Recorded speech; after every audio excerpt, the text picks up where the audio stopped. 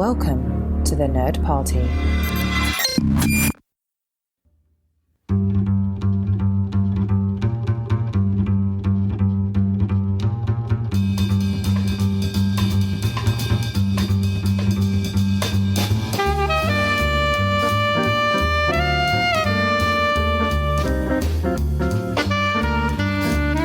Welcome to Time and Space, a Doctor Who podcast.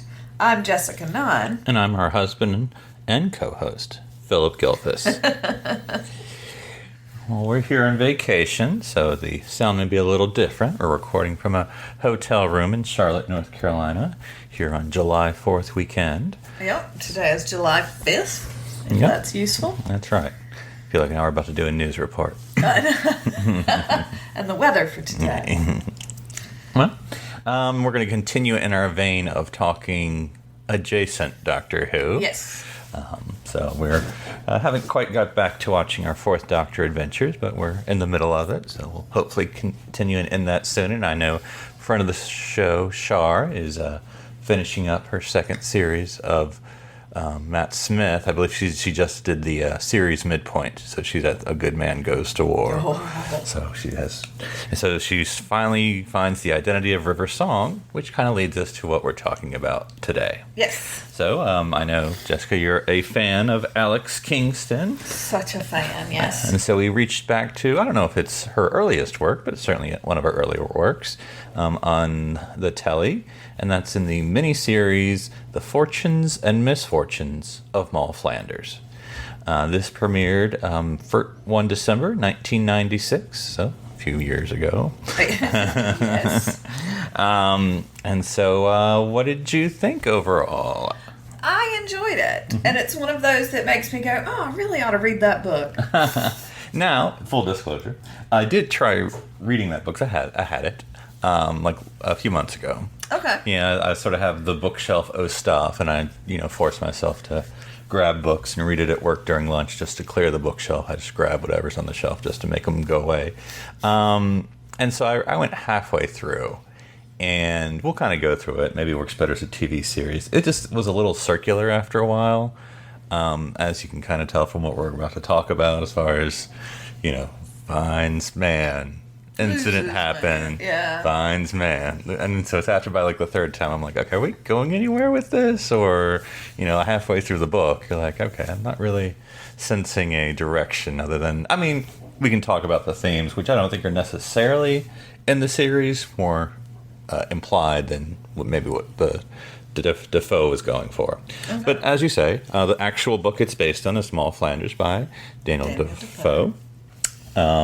I don't know, there's not really a synopsis. Long story short, it's the story of a young woman, Moll Flanders, making her way in, oh lordy, I don't know what you would put the time period, pre-Victorian almost, I don't know. Maybe, yeah. England, so obviously, life is always tough for women, but she's born in sort of the lowest circumstances and, in prison, and then, trying to make her life go from there, advancing her station in life through marriage most often, and with varying degrees of success. Yes. Okay.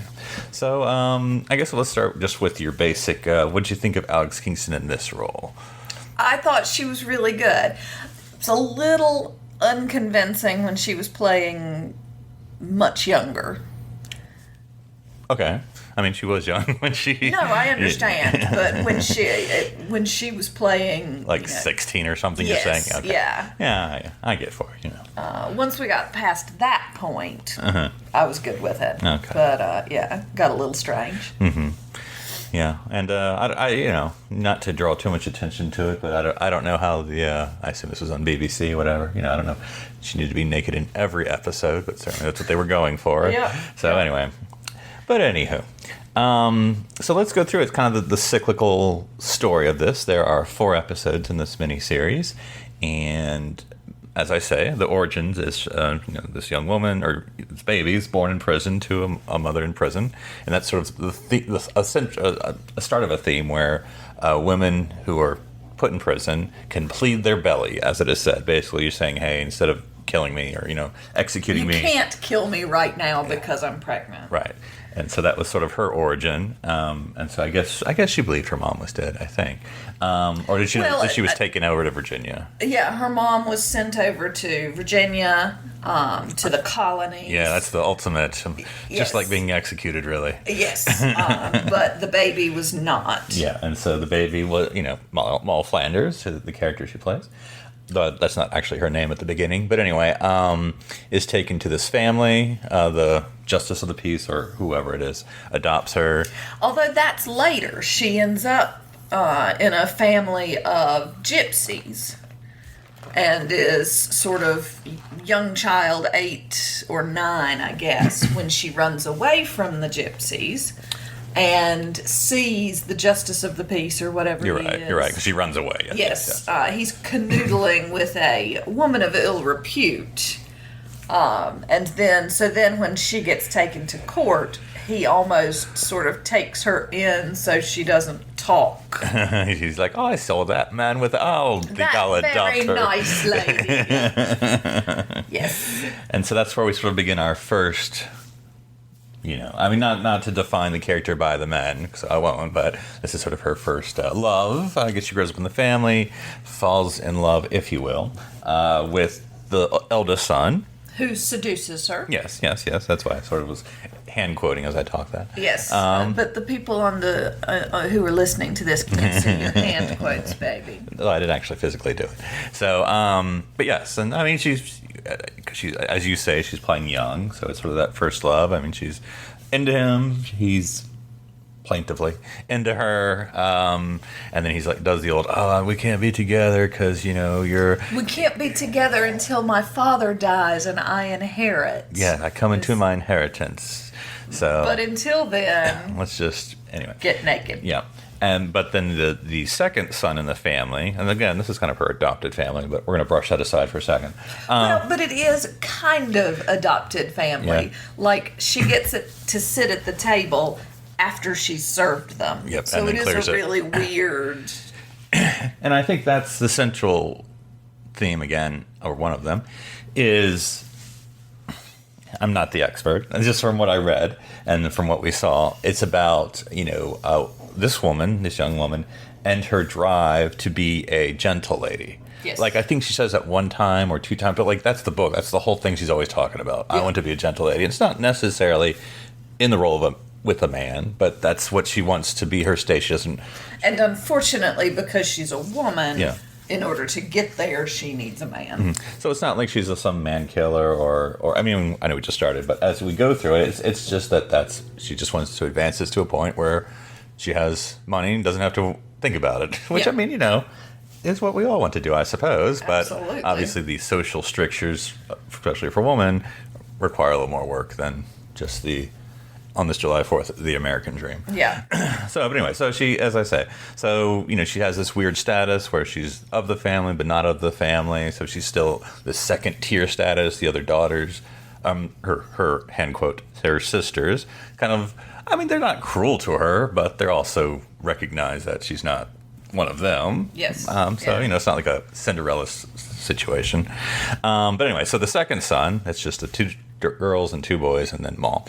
The second son falls madly in love with her because he's a weirdo, but he's very chaste about it. So I guess it could have been worse. Yeah. He just declares his love, and it's blah. So long story short, she basically tells him she can't be with him.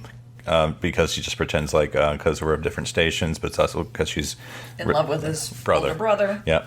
And long story short, the older brother does the very weird thing, but that's in the book and it's in the show, of like, why don't you just marry my brother? We can still, Wink, wink, nudge, nudge. Yeah, that's fine. I don't know if it's all that weird. I suspect that was, what he was going for all along. He would have married somebody important and would have wanted to keep the relationship with her as his mistress. Yeah. But I do think it's not interesting. I think it's for the character of Moll that she does have a line.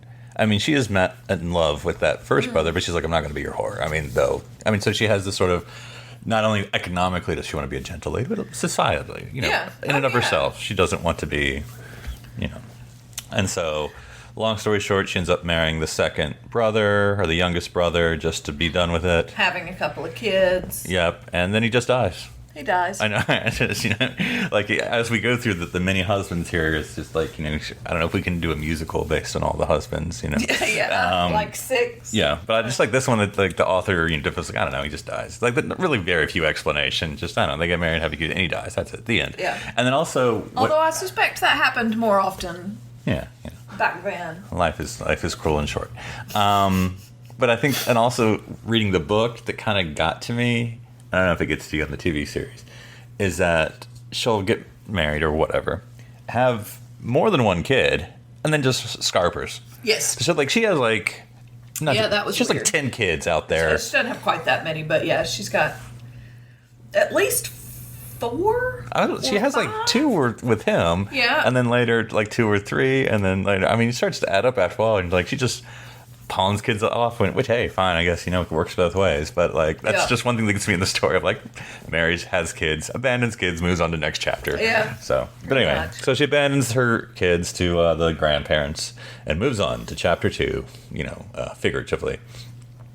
So then basically meets random rich guy. Mm-hmm. And that's sort of, you know, she's very upfront. I don't know if she goes to some society or something where it's like, you know, I'm here to look for a husband, but... a man with money. I'm looking for a man with money, but they have to marry me. I'm not going to be anyone... Again, I'm not going to be anyone's mistress, not going to be anyone's side chick. That's what she says. I believe it's a quote. Yeah. And Daniel Defoe, Yep. Defoe coined that term. Yeah, side chick. Side chick, Yep. yeah. And marries a random rich guy who's like, yeah, sure, I will marry you, and I got money. Let's do this thing. Yep. And they have fun for a good year, or maybe it's short of 9 months. Yeah. And then they run out of money. Yep. Because they were living the high life. Yeah. So this was sort of the good one, you know, as we go through the different husbands. So the first one, not good. Second one, better, but just short. And then he's like, shoot, those are my creditors at the door. So bye. I'm gonna go to France. You do you. Yep. Bye. Off he goes. Yeah, and so I mean they part on good terms. I mean, you know, she's like, yeah, we did have fun. Yep. So oh well. See ya. See ya. So there you go. So he survived. Yeah, that's right. Survives. Yeah. Just pouring in France, and every now and then they write, but that's about it. Yep. So no kids, just short time. So number 3. This is one I think is also kind of like that, where she kind of. In the book, and maybe in the series, she never per se lies. Oh, but she does, give the impression that her station is above, Because there's, I what mean, it actually is. It isn't this guy we're about to talk about, but it's the next one, where she always is like, you know, I'm a widow. That basically, after the first husband, she's always portrays herself as a widow. Because she is. I mean, she is. So it's not a lie, but then she doesn't mention the other men. So she just goes, I'm a widow of, you know, and she goes from there. I'm a gentlewoman of some, you know, of a widow. So she ends up with a sea captain. So she's basically, I forget where she moves. I don't think it's London anymore, but somewhere where it's more seaside and there's captains. Portsmouth or something, yeah. And, you know, and then so she gets the eye of a captain. And he's like, I'll take you, we can get married and I'll take you to my many lands in Virginia because you're rich, right? And she doesn't say yes or no. And a lot can be said in a coquettish laugh. Well, then she does, and this day it does it in the book. And again, I think it brings up that theme where she's like, would you love me if I didn't have any money? And he's like, oh, of course. Yeah, they all say that. And she's sort of doing like the fine print, you said. And this is where she's not lying. She's like, well, you know, if I didn't have any money, because she doesn't say that she has money. And so this is basically, they get married, and then she's like, by the way, I don't have any money. And he's like, poop. But, oh well, off to Virginia. I guess we'll still do this thing. Yep, So, I got land. It's good. Yep. Come meet my mother. Yep. So they go off to Virginia, sail the seas, and he meets the mother. A little awkward mother scene, but then everything's fine after that. And they have kids, and she loves his mother. It's kind of a happy chapter for however long its time is supposed to have passed. Obviously, with 2 kids, probably at least 2 or 3 years. Yeah. So all is happy for Moll until. And then she and the mother go for a walk. Yep. So which is a lesson: never go on a walk with your mother-in-law. Right. And then the mother tells her own origin story of of being a thief and how thieves can come to America and start whole new lives and be gentlemen and gentlewomen. And that happened to her. In fact, she was in prison and had a baby girl and had to leave the baby girl to come to Virginia and make her own life. And this is when Moll realizes... She's my mother. Dun, dun, dun. Which means my husband is my... brother. Dun, dun, dun. So this is like very early soap opera. I don't think were there soap operas in Defoe's time? I mean, I know they're all books, but still. I don't know you had this much melodrama necessarily. I mean, for all intents and purposes, Shakespeare was writing soaps. That's true, I suppose. What would be the soapiest Shakespeare? The soapiest Shakespeare. Probably something like Merry Wives of Windsor. I haven't seen that one. That's pretty soapy. Well, that's true. There's always the... I'm secretly your brother, or your got the twin brothers. Yeah, Comedy of Errors. Yeah, Comedy of Errors is very slapsticky. I mean, A Midsummer Night's Dream is, I love you, but you love him, but he loves her, and how are we going to make this work? Magic. And then you have the what did we see? The Jamaican one. Twelfth Night. Twelfth Night. I mean, then you have the identity, and it takes off. I'm really dun dun dun. Yeah. All the things. Yeah. It's okay to love me. I'm actually a woman. Mm-hmm. It's fine. It's not homoerotic at all. So you have this, and again in the book, it's treated this way: this interesting situation where Moll finds out that she's married to her brother, stepbrother, but still, I suppose, half brother. Yeah, half brother, not stepbrother. You're right, half brother. And so she doesn't tell him because... How do you start that conversation? Right, and she's, again, this is sort of the happy chapter of her life. So she doesn't really like him. I mean, in a different way They now. have a lot in common. So she doesn't basically... it's framed in this TV series, done a little more in the book, where he's a quote-unquote very Christian man, and she knows this will wreck him and will break his spirit, and she doesn't want to do that, of course, when they have kids.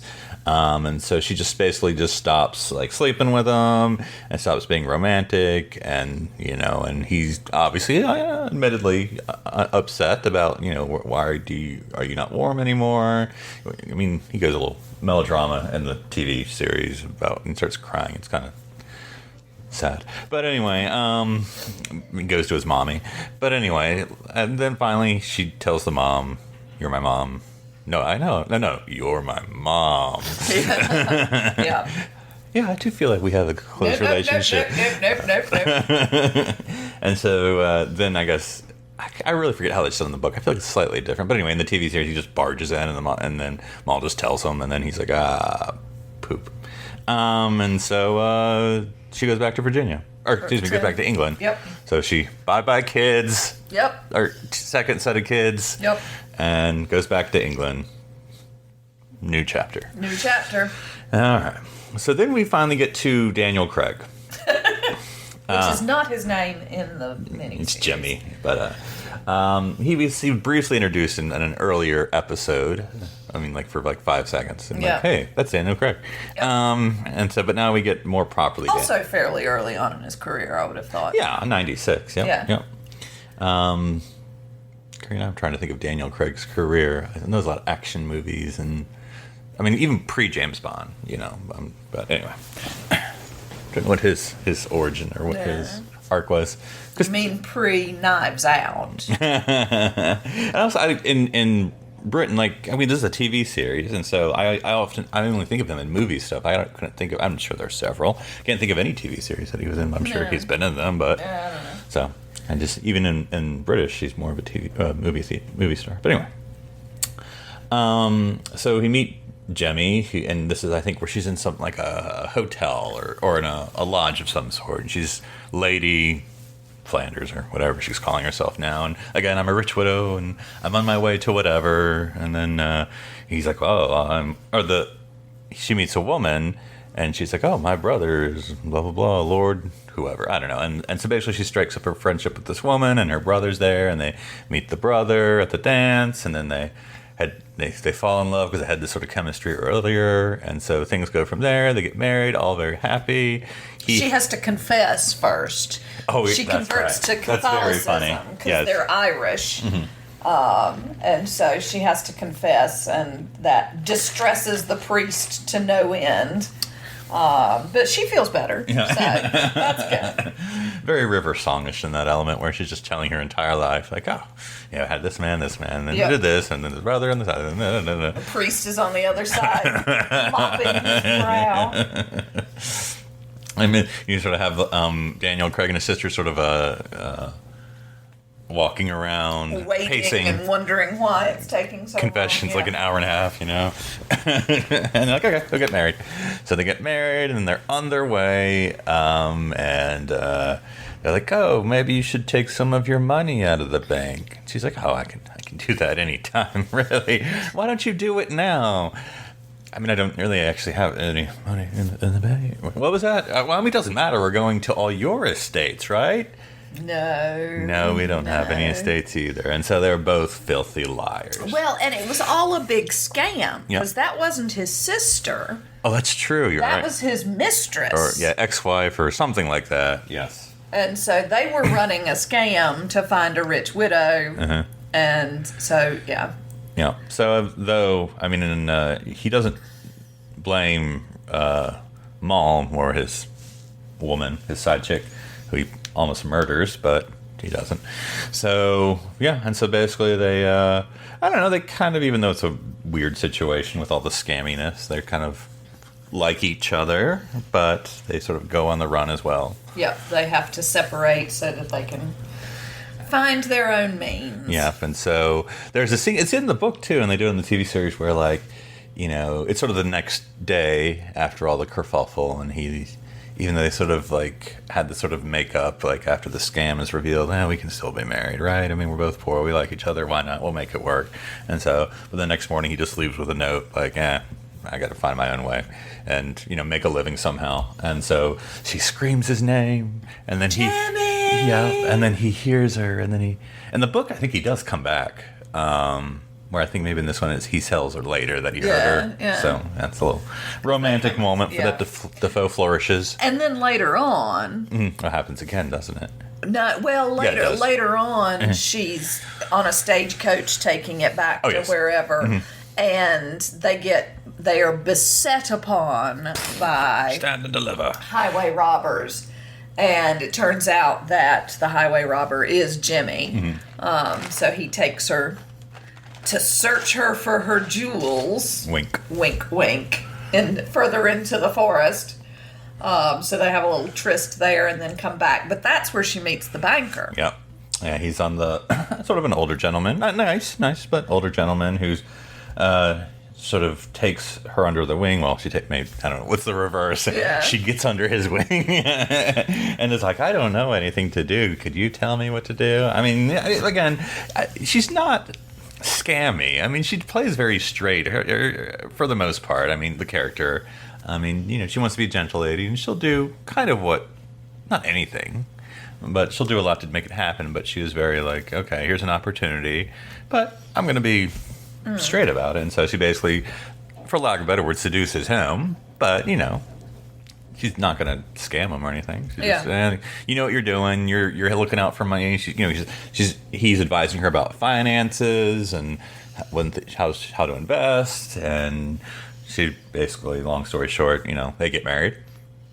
And it's happy enough, I suppose. Yeah, it's a settled. She's settled basically, but she kind of got what she wanted, which is not necessarily looking for love, looking for stability. Yep. And basically, this is my phrasing. This is not what really happens, but like the stock market crashes, but whatever that would be in this time period. Things go sour. And so he basically just dies of shock, I guess. I don't know, sort of vague. He just dies again. These things happen. Has happened. And so we get sort of a repeat scene of the creditors at the door, and she just tells all the servants, sell everything, including the children. I don't know, whatever. And there aren't any children in that one. Although at some point she does leave children with strangers. Yes. I can't remember. Was that with the banker? I think it was. Maybe. Yeah. I think this is when I stopped reading. Because, like, again, it's just been so circular. And, like, where are we going? I mean, I get it. Like, I get the theme. Yeah. But where are we going? Like, there's like a half a book left, and we're just doing the same thing every time. So, anyway. And so we go from there. And so, once again, she's left penniless, a widow, twice over at this point. And so this time she finds some lodging in maybe a less reputable area than she's used to, because she's, again, down on her luck.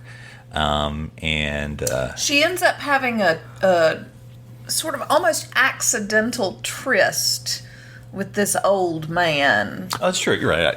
And I can't remember, like, he's like, let me touch your bosom. Well, we'll get to that. You're going a little ahead, but this is the time period. Basically what it is. But that's when she starts taking things. That's the first time she... Part of it, yeah. She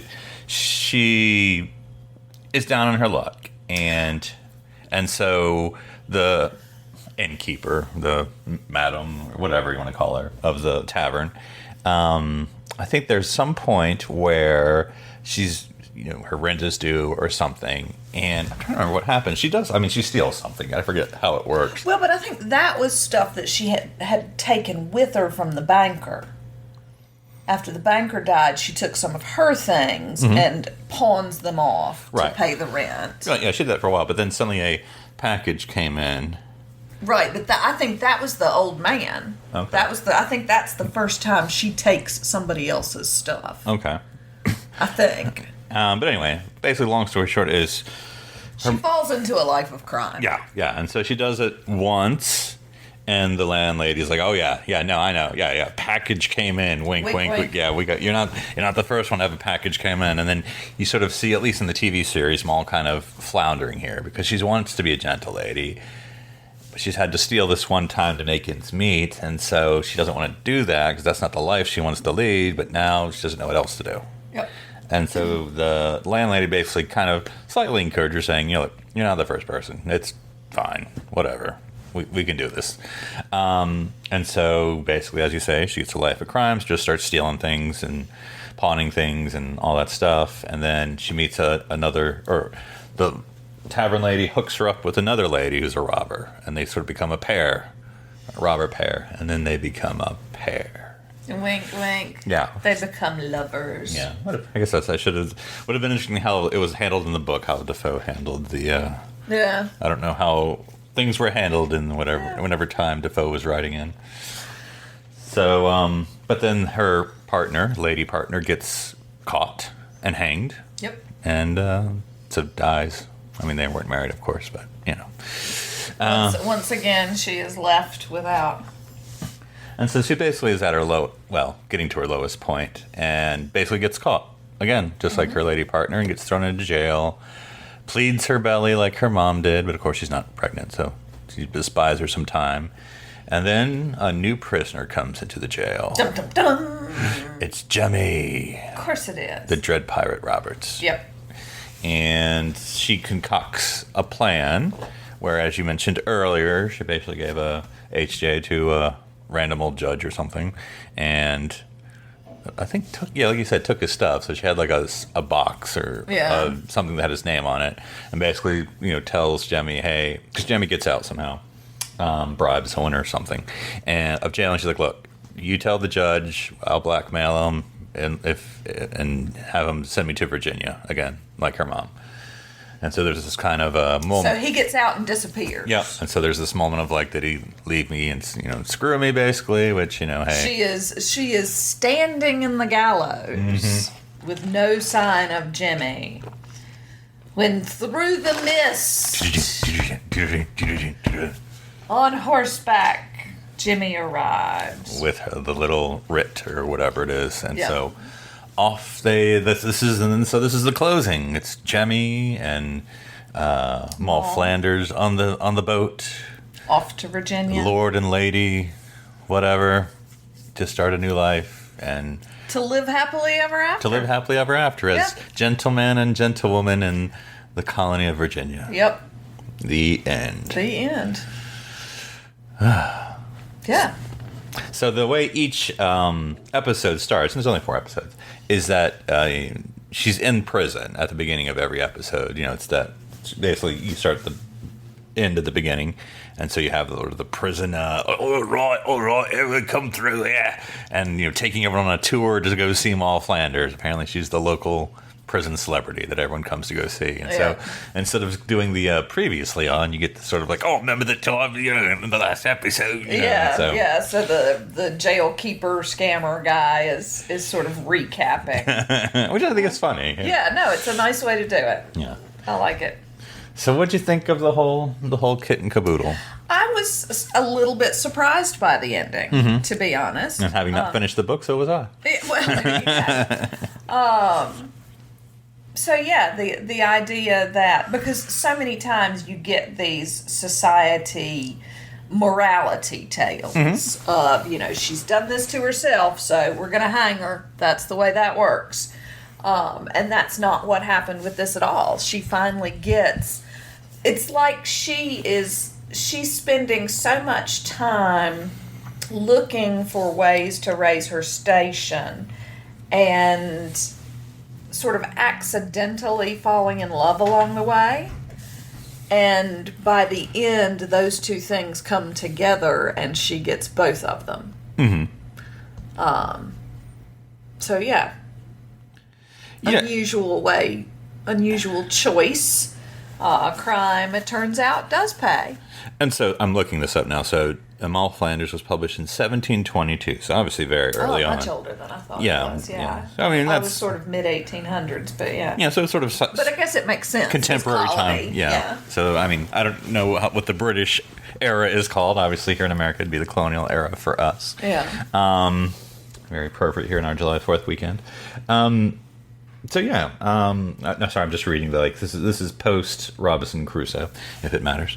So enough about islands. What about women? Yeah. Yeah, I think one thing, because I think in the book and also a little bit in the TV is this is because Moll narrates both in the TV and the book. But she's sort of like, you must, I'm thought of as the worst woman in the world. I'm done all these things and I'm a terrible woman. And so, as you say, you think, well, if this is in some ways traditional British novelists of the early period of the pre 20th century, there is going to be this, this is the life you should not lead. And if I was like, I don't know. It works out for her in the end. Yeah. And so I again, without being a British literature expert, I don't know how many are women central characters who do all these things, good and bad and in between, and works out fine. It's not like women should know their place, do not have lots of sex and husbands and crime and prostitution and leaving your children in random places. I mean, which I think is a huge societal thing. I mean, I think that's the thing that shocked me, for lack of a better word, and that is the casual discarded of children. Again, works both ways, but you don't see it for women in literature in this, in the 18th century, where the women are just like, kids, bye, moving on. Later. Yeah. So, yeah. Yeah, fun. Mm-hmm. So, yeah, check it out. It's 1996, so, I mean, but, I mean, I don't think it's dated in any way. No, I enjoyed it. Yeah. So check it out. There you go. There's your advice for today. Go check it out. Yeah. All right. Well, let's move on to the TARDIS library. Whoosh, whoosh. When you close your eyes, I go to the library. Go to the library now. All right, for the TARDIS library, we're going to stick with our Doctor Who adjacent, but sort of folks may be doing something that we're not familiar with them doing. And we talked about Alex Kingston being an actress in Moll Flanders. That's what we're used to her doing. We're going to talk about one of the doctors in a role we're not used to, perhaps, and that is Peter Capaldi, the 12th Doctor. So we're not going to be talking about anything he acted in. Nope. We're going to be talking about something he wrote and directed. Yep. And actually won many awards for. Including an Academy Award. An Academy Award for, he tied with another Best Short Film. Mm-hmm. Yep, in 1995. So this is Oscar Award winner Peter Capaldi, for those who didn't know it. Indeed, yeah. So what are we talking about? We're talking about the short film Franz Kafka's It's a Wonderful Life, which premiered in 1993. So, I don't know, do you want to create a synopsis on the spot?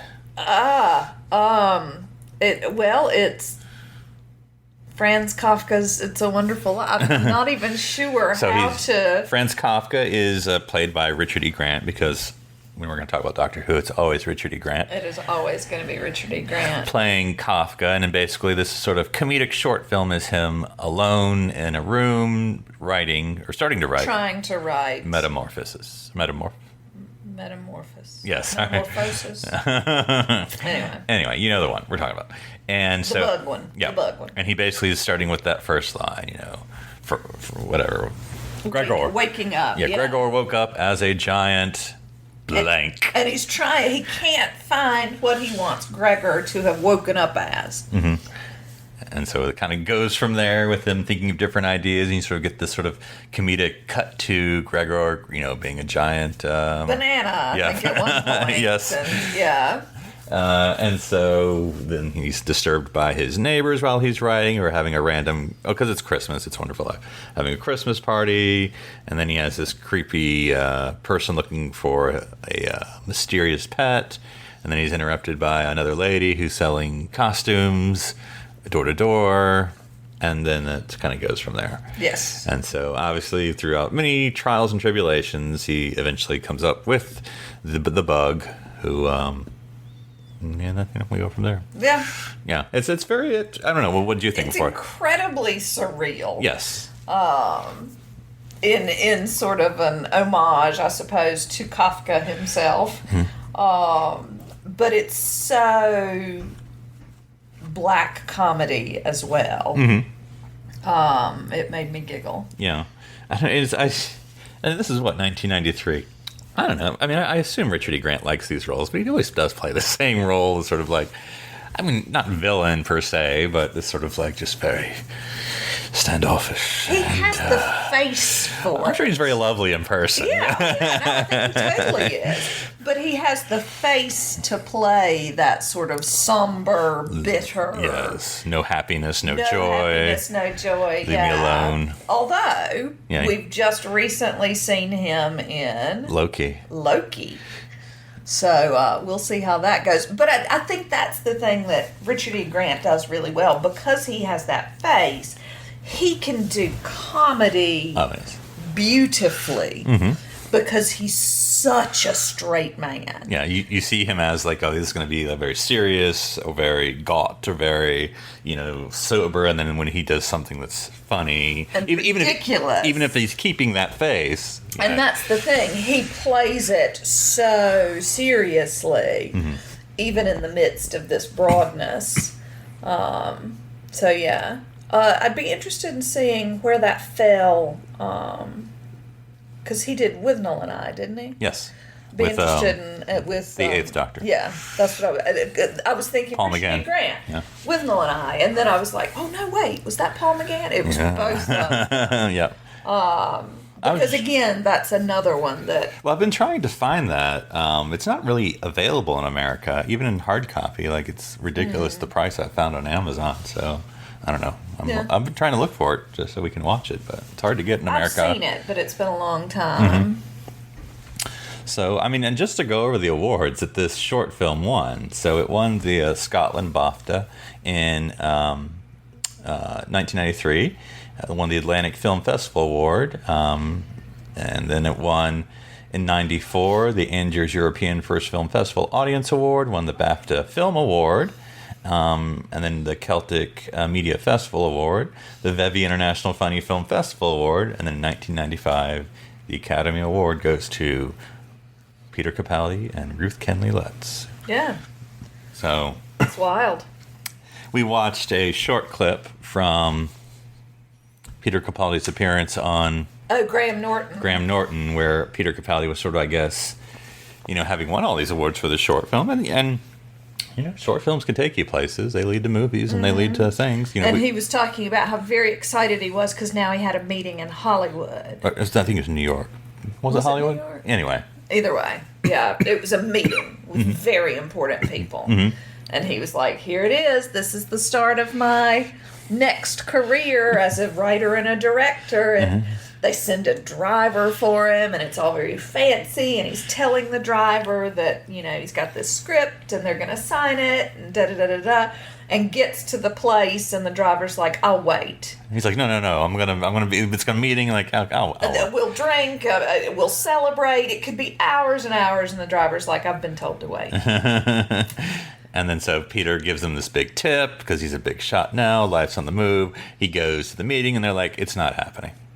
And so he goes back to the driver, you know, Charlie Brown style, and tells them, and the driver gives him his tip back because he doesn't have any money left. Bless. So, but that was interesting. You know, Peter could have gone and become a director and screenwriter. And Yeah. kind of left acting behind, quote unquote. Not God's will. No. So instead we get Peter becoming the 12th Doctor decades later. Indeed. And seems to be doing just fine. Yes. I mean, starring in Long Lost Relatives music videos and everything else. And everything. I don't know how lost he was. So Louis Capaldi. Yeah, that's the guy's name. I was like trying to come up with it. It's okay, I got it. All right. Well, until next time, enjoy the Doctor's many adventures throughout time and space.